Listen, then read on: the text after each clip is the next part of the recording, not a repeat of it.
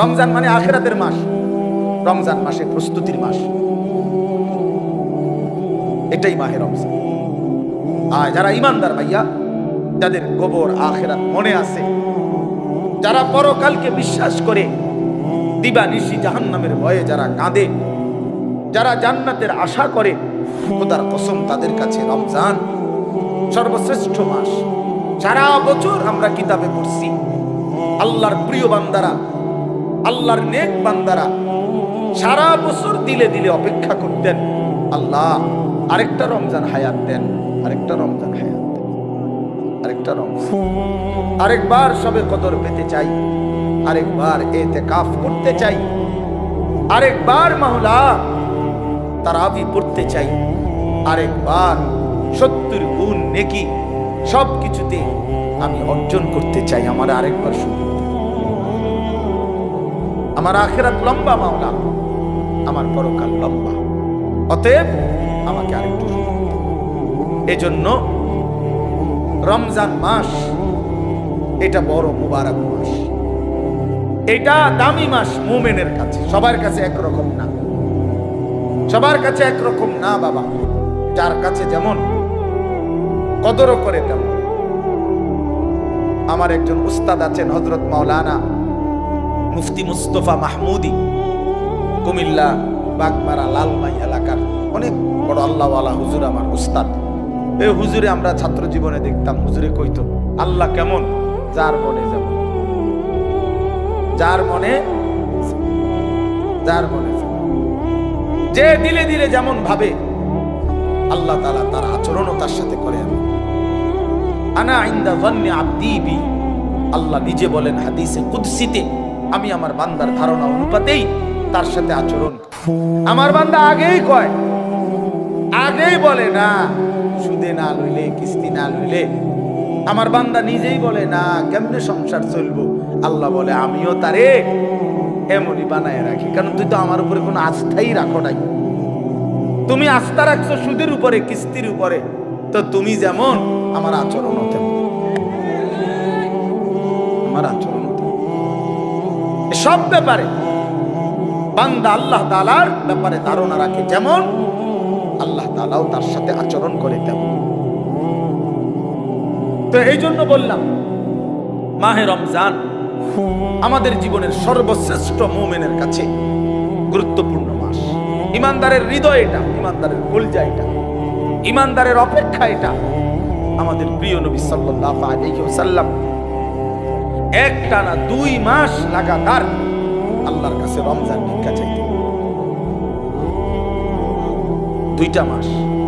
আল্লাহুম্মা বারিক লানা ফি রাজাব ওয়া শাবান ওয়া বাল্লিগনা রমাদান।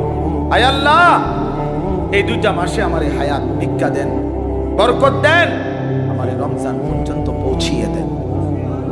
তাইলে নবী সাল্লাল্লাহু আলাইহি সাল্লাম রজব এবং শাবান মানে রমজানের আগের 2 আরবি মাস আল্লাহর কাছে বরকত চাইতেন হায়াতের, আর রমজান পর্যন্ত পৌঁছতে চাইতেন।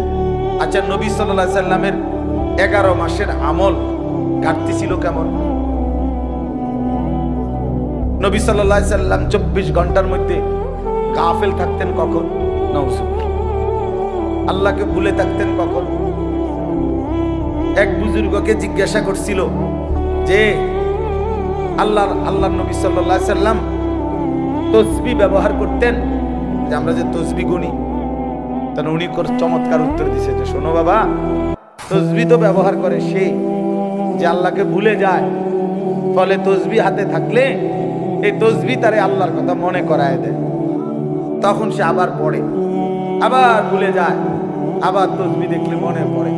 তো তাসবিহ তো মনে করায় দেয় আল্লাহর কথা, তো যে ভুলে যায় তাকে না মনে করাবে। তো নবী সাল্লাল্লাহু আলাইহি সাল্লাম তাসবিহ পড়তেন কিনা, ব্যবহার করতেন কিনা তুমি জানতে চাইছো? আগে তো তুমি বলো, নবী সাল্লাল্লাহু আলাইহি সাল্লাম আল্লাহকে ভুলতেন কখন? তিনি আল্লাহকে ভুলতেন কখন? তিনি তো কখনোই ভুলতেন না।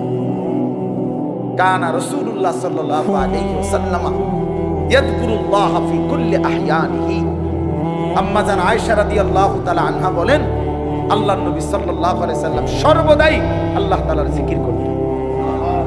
তাইলে যিনি 11 মাস টানা আল্লাহর ইবাদতে পূর্ণ মনোযোগী থাকতেন, যিনি নবী নিজে বলছেন আনা আ'লামুকুম বিল্লাহ, আমি আল্লাহকে সবচেয়ে বেশি জানি চিনি, আনা আতকাকুম, আমি হচ্ছি তোমাদের মধ্যে সবচেয়ে বেশি আল্লাহকে ভয় করি।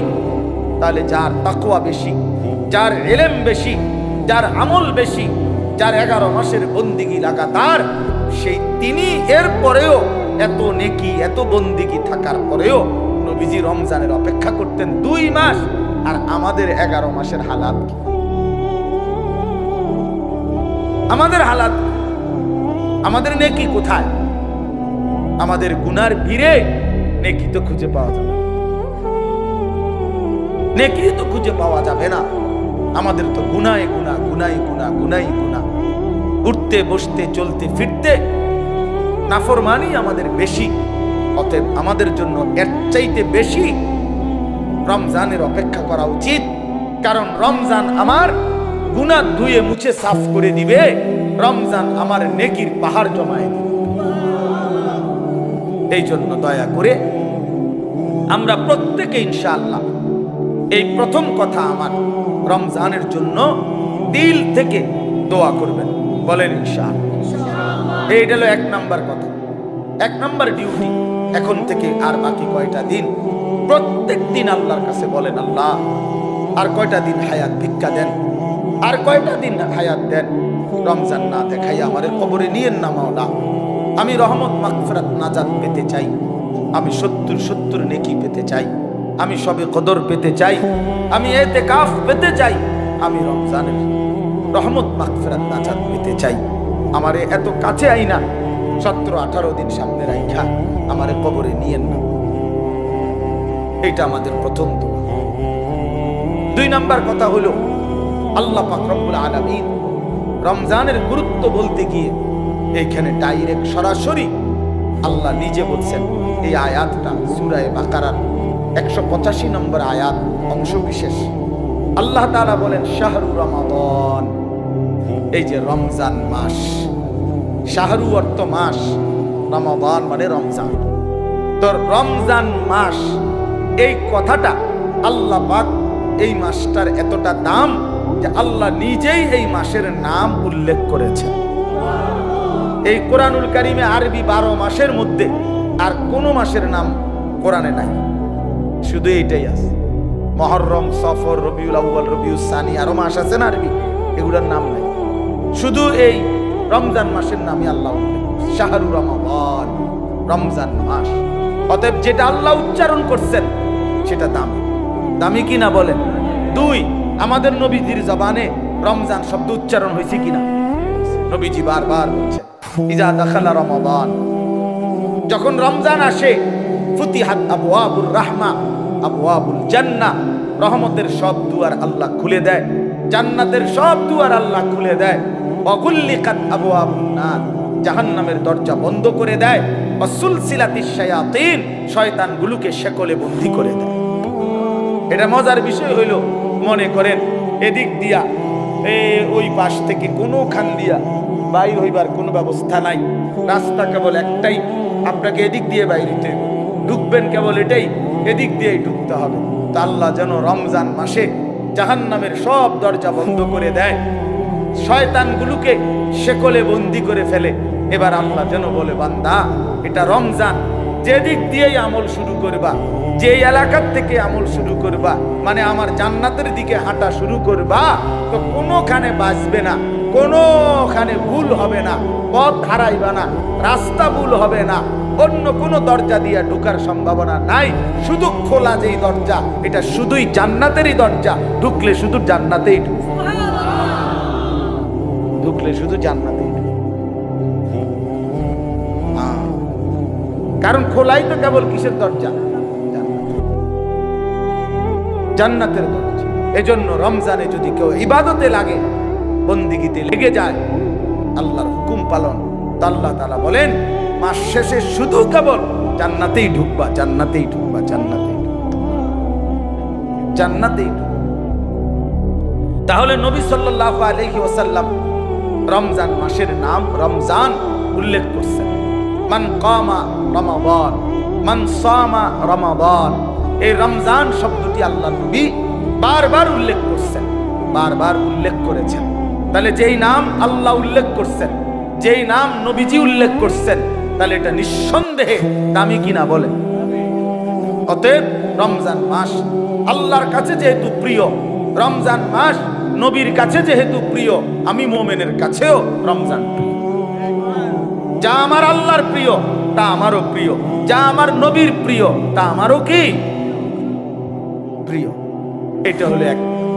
এবার আল্লাহ তাআলা রমজানের বৈশিষ্ট্য বলতেছে, আল্লাযী উনজিলা ফীহিল কুরআন। রমজান এটা সেই মাস যেই মাসে আমি আমার শ্রেষ্ঠতম কালাম কোরআন নাজিল করেছি।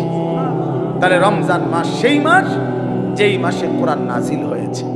তাহলে রমজান কোরআন, রমজান কোরআন, এটা একদম কাগজের এই পিঠে, এই পিঠে যদি লেখা থাকে রমজান, ওই পিঠে দেখা যাবে লেখা আছে কোরআন। কোরআন, রমজান আর কোরআন, অর্থাৎ রমজান মানে কোরআনের মাস, কোরআনের মাস। রমজানটাকে মনে করেন মেহমানের সামনে ট্রের মধ্যে করে 10 আইটেমের ছোট ছোট বাটিতে তরকারি দিছে, দিয়া উপরে একটা সুন্দর কাপড় দিয়ে মখমলের ঢেকে দিছে সবগুলোর উপরে, সবটি বাটির উপরে। তো আল্লাহ তাআলা যেন এই রমজান মাসটাকে কতগুলো ইবাদত দিয়ে সাজিয়েছেন। যেমন রোজা, এটা একটা ইবাদত। ইফতার, এটা একটা ইবাদত। সাহারি মানে রাত্রির খাবার, এটা একটা ইবাদত। 20 রাকাত তারাবি, এটা একটা ইবাদত। তারপরে শেষ দশকে এতেকাফ মসজিদে, এটা একটা ইবাদত। শেষ দশকের বেজর রাত্রিগুলোতে শবে কদর, এটাও একটা কি ইবাদত। এইভাবে আল্লাহ তাআলা এগুলো দিয়া সাজাইয়া এইটার উপরে যেন কোরআন নামের একটা চাদর দিয়ে ঢেকে দিয়েছে। মানে পুরাটা রমজান কোরআন দ্বারা মোড়ানো, কোরআনের চাদরে ঢাকা। এজন্য রমজান আল্লাহ তাআলা বলছেন এটার মর্যাদা, বৈশিষ্ট্য যে আমি আল্লাহ আমার কোরআন নাজিল করেছি। কোরআন নাজিল করার কারণে রমজান দামি, দামি। কেমন কোরআন? হুদাল লিন-নাসি ওয়া বাইয়িনাতিন মিনাল হুদা ওয়াল ফুরকান। আল্লাহ বলেন কোরআন হচ্ছে বিশ্ব মানবতার হেদায়েত এবং হেদায়েতের স্পষ্ট পথ নির্দেশিকা। মানে কোনো বিষয় অস্পষ্ট নাই। ওয়াল ফুরকান, কোরআনই হচ্ছে সত্য মিথ্যা, ন্যায় অন্যায়, জায়েজ না জায়েজ, উচিত অনুচিতের মাপকাঠি। কোনটা করা উচিত, কোনটা ছাড়া উচিত, কোনটা ন্যায়, কোনটা অন্যায়, কোনটা উচিত, কোনটা অনুচিত, আল্লাহর কসম এটা একমাত্র কোরআনই সিদ্ধান্ত দেয়। আমার রাসূলের সুন্নাহ হাদিসে শিক্ষা দেয়। এজন্য কোরআন সুন্নাহ থেকে যে বঞ্চিত, কোরআনের জ্ঞান যে পায় নাই, রাসূলের হাদিস যে শিখে নাই, আল্লাহর কসম সে ন্যায় অন্যায় চিনতেই পারে। কোরআনবিহীন সভ্য হয় না, কোরআনবিহীন আখলাক হয় না, হতেই পারে না। পৃথিবীর আর কোনো বই দিয়া হবে না, হালাল হারাম বুঝবে না। পরে তো উচ্চ শিক্ষিত, কথা তো বলে শুদ্ধ, রেজাল্টও খুব ভালো, শব্দ উচ্চারণ চমৎকার, কিন্তু আজকে 5 বছর একটা মেয়ের সাথে সম্পর্ক, হাঁটে চলে মেয়ের সাথে, এটা যে হারাম এইটাও তার আন্দাজের মধ্যেই নাই। কারণ কোরআনের জ্ঞান না থাকার কারণে, কোরআন না থাকার কারণে হালাল হারামের পার্থক্য বুঝার অন্য কোনো জ্ঞান তার কাছে নাই। এজন্য কোরআনই একমাত্র মানুষকে ন্যায় অন্যায় শেখায়। ওয়াল ফুরকান। আমরা চ্যালেঞ্জ করলাম, আমি চ্যালেঞ্জ করলাম, তোমরা ছেলেরা যারা স্কুলে পড়ো, কলেজে পড়ো, ইউনিভার্সিটিতে পড়ো, প্রিয় বন্ধু চলো সিদ্ধান্ত নিয়ে তুমি দেখাও যে কোরআনের মতো আরেকটি কিতাব বই আছে যেখানে সত্য মিথ্যা, আলো অন্ধকার, ন্যায় অন্যায়, হালাল হারাম শিখায়। আমার জীবনের করণীয় কি, বর্জনীয় কি, আমার জীবনের উচিত কি, অনুচিত কি, আমি কি করা উচিত, আমি কি বর্জন করা উচিত, এটা শিখায় এমন কোন বই আল্লাহর জমিনে নাই। কোরআনবিহীন, হাদিসবিহীন, নবীর তরিকাবিহীন নাই।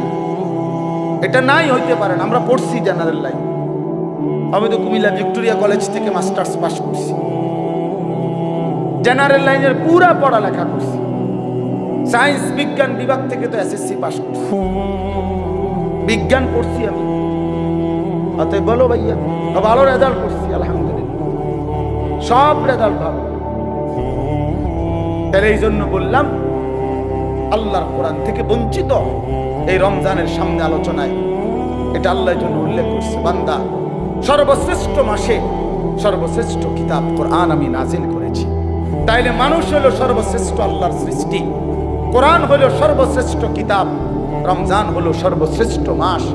অতএব সর্বশ্রেষ্ঠ যেই মানুষটা আল্লাহর কোরআন থেকে বঞ্চিত, খোদার কসম সুম্মা রাদাদনাহু আসফালা সাফিলিন, আল্লাহ বলে এবার আমাকে ছেড়ে দিলা, কোরআন ছেড়ে দিলা, তো আমি তোমাকে একেবারে নিকৃষ্ট থেকে নিকৃষ্ট স্থানে তোমারে পৌঁছায়, নিকৃষ্ট থেকে নিকৃষ্ট। এই জন্য দয়া করে আজকে আমি এই একটা কথাই শেষে বলতে চাই, অনেক কিছু বলা দরকার, কিন্তু একটা প্রসঙ্গ শুধু বলতে চাই যে রমজান আমাদের সামনে। একে তো রমজানকে কদর করা উচিত, রমজানে ইবাদত আখিরাতের প্রস্তুতি নেওয়া।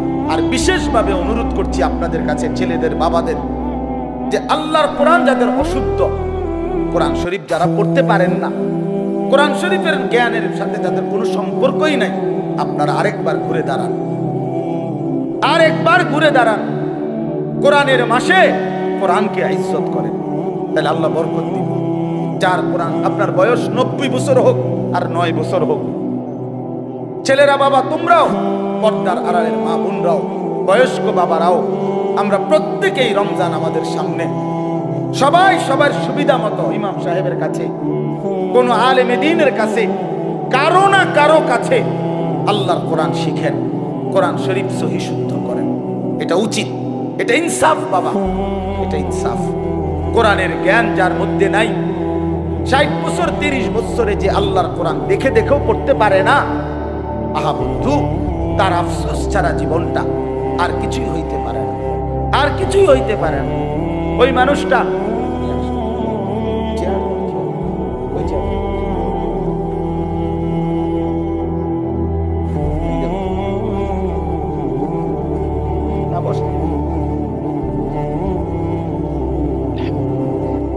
তাইলে আল্লাহ তাআলা বলছেন হুদাল্লিন নাস, কোরআন মানুষের হেদায়েত, ওয়া বাইয়িনাতিন মিনাল হুদা, হেদায়েতের স্পষ্ট বাণী, ওয়াল ফুরকান, সত্য মিথ্যা ন্যায় অন্যায় হালাল হারামের পার্থক্যকারী বিহীন আলো মিলে না।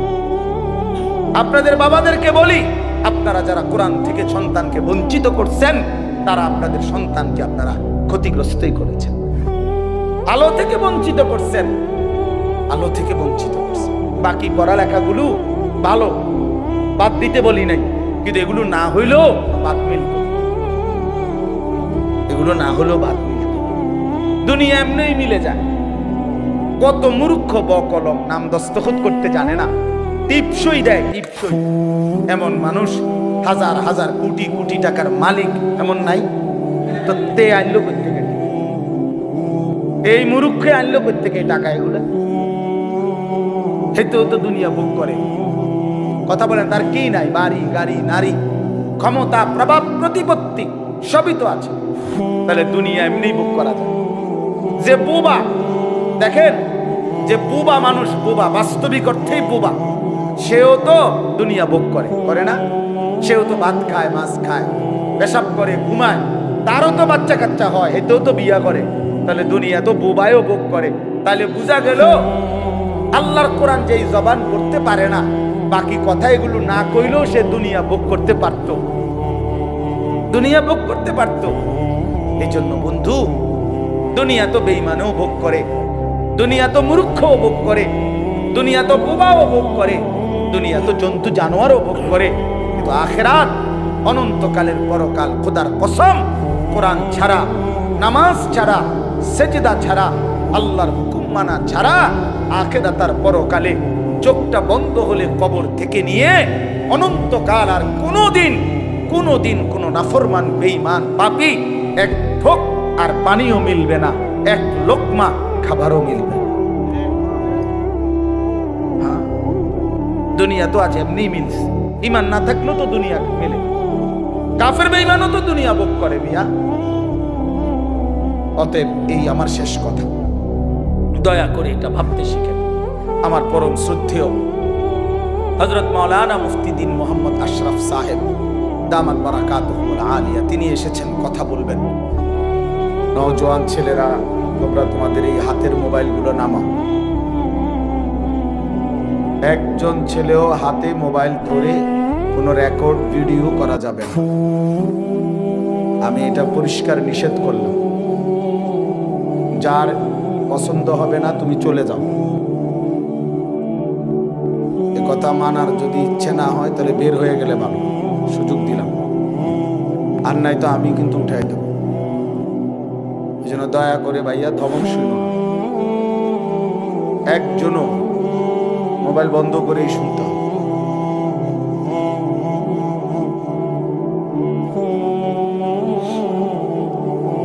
কারণ হলো নিজের মনোযোগ দরকার। শুধু শুধু মোবাইল এটা ধরে রাখা যাবে না। উপরে নিচে ডানে বামে সবাইকে নিষেধ করবে। যার অসুবিধা হয় আপনি চলে গেলে ভালো, আমার কোনো আপত্তি নেই। সারাক্ষণ মোবাইল নিয়ে ব্যস্ত থাকা উচিত না। কিছুটা সময় নিজেকে আলাদা করা উচিত। এতে মনোযোগ হয়, আন্তরিকতা বাড়ে, আল্লাহর কথার প্রতি দিল জমে, মনোযোগ সৃষ্টি হয়, অনুভূতি জাগে, বিবেক জাগে। আস্তে আস্তে নিজের পরিবর্তন নসিব হয়। আমি যদি আমার খামখেয়ালির উপরেই থাকি তাহলে পরিবর্তন হবে কিভাবে? আমি যদি আমার অবহেলা অমনোযোগিতার মধ্যেই থাকি তাই তো হবে না। একটা জগ, বালতি, গ্লাস এটা যদি উল্টা করে রাখে তো এইবার এটার উপরে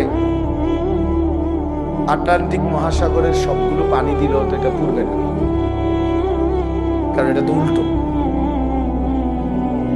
আল্লাহ নবী সাল্লাল্লাহু আলাইহি ওয়াসাল্লাম বলছেন, এটা হাদিসের মধ্যে আছে, কিছু মানুষের দিল কালকুজে মিরবাদান, উল্টা গ্লাসের মতো, উল্টা জগের মতো। যে যার দিল উল্টে গেছে,